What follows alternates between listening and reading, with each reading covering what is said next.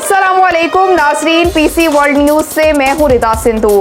योम इस्तेहसाल कश्मीर के मौके पर पाकिस्तान सुन्नी तहरीक की जानिब से कश्मीरियों पर भारत के जुल्म और बर्बरियत के खिलाफ रैली निकाली गई।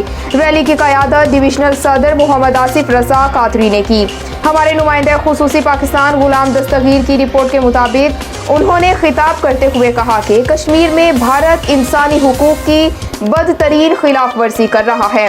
मसला कश्मीर पर सियासत नहीं बल्कि कश्मीर को सियासत का महवर बनाना चाहिए। मोदी सरकार के दहशत गर्दाना रवैयों का मुंह तोड़ जवाब देने के लिए सियासी जमातों और आज़ाद कश्मीर के रहनुमाओं को सर जोड़ कर बैठना होगा।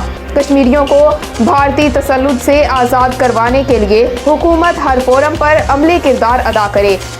कश्मीरी मुसलमानों की हर महाज पर हमायत करना पाकिस्तान पर फ़र्ज़ है। बानिए पाकिस्तान कायद-ए-आज़म मोहम्मद अली जिन्नाह ने कश्मीर को पाकिस्तान की शहरग करार दिया।